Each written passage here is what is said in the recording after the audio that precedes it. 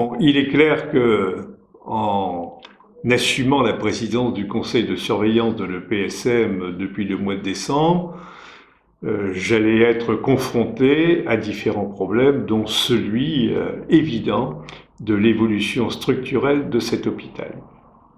Il n'empêche que la découverte, je ne vais pas dire fut rude, mais est importante avec les temps difficiles que connaît l'hôpital et son obligation de restructuration.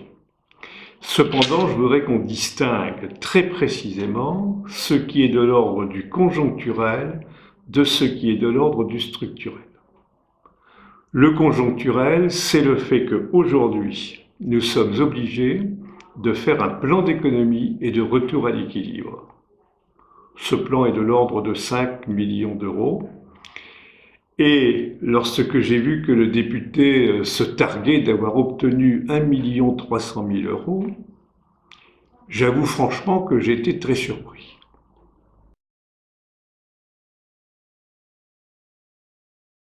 Cette surprise consiste à dire que l'intervention du député n'était pas opportune.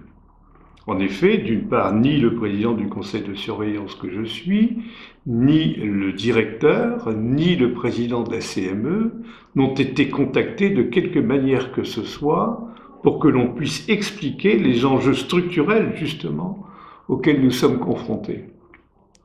D'autre part, dire que l'ARS, l'Agence régionale de santé, a donné 1,3 million ici en fin d'exercice, est à la fois vrai dans son principe et totalement faux dans sa réalité. En fait, le 1,3 million suppose que nous poursuivions l'effort de restructuration qui passe par une diminution des emplois, par une mutualisation des services, par des économies budgétaires substantielles, et à condition que nous fassions encore tout ce travail, nous aurons la possibilité d'avoir une enveloppe budgétaire d'1,3 million pour effacer les surcoûts de la restructuration. C'est donc une version assez différente, plus judicieuse au demeurant, puisqu'elle nous oblige à cet effort qui consiste à revisiter la totalité de nos habitudes et à créer un nouveau parcours pour l'hôpital. Dans la réalité des faits, l'hôpital aujourd'hui connaît une conjonction, je dirais, de changement de pouvoir. D'une part, le directeur, M. Burgy, vient d'arriver, avec une lettre de mission très claire de la part de l'Agence régionale de la santé. Il faut retrouver l'équilibre budgétaire de l'établissement.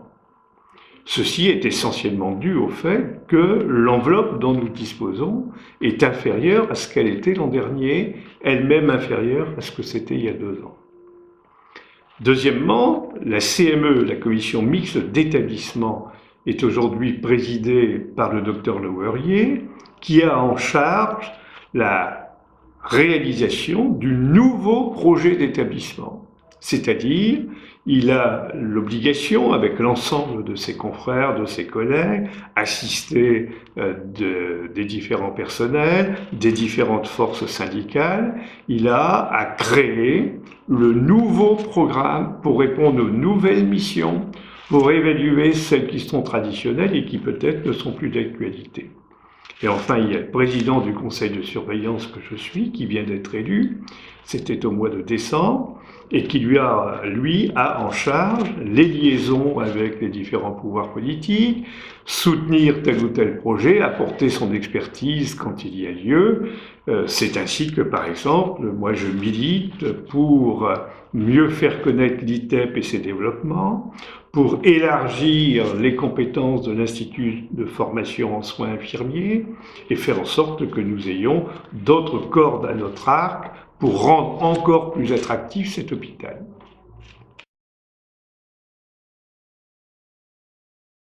C'est pour ça que je pense que l'hôpital a de réelles perspectives. Mon rôle est de pousser à la roue et d'inciter à faire en sorte que tous ceux qui ont quelque chose à dire et à proposer à l'hôpital puissent le faire.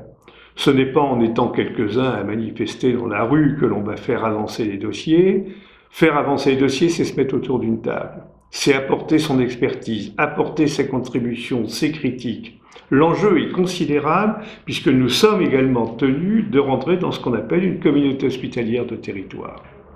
Celle-ci sera-t-elle spécifiquement pour la santé mentale ou au contraire serons-nous dilués dans une grande communauté hospitalière des hôpitaux généraux? C'est une question clé qui entraîne un nouveau devenir pour l'hôpital. Ce nouveau devenir, il n'est pas simplement dans les murs, ceci a été fait du temps de M. Mencier, du temps de M. Lopez, c'est dans les têtes, c'est dans les services que nous rendons à la personne, c'est dans les relations avec les collectivités territoriales sur, par exemple, les chemins de la prévention, où il y a encore tout à faire, les chemins de la gérontopsychiatrie à domicile, où les collectivités sont concernées de façon directe, puisque ce sont des populations dont nous avons la charge.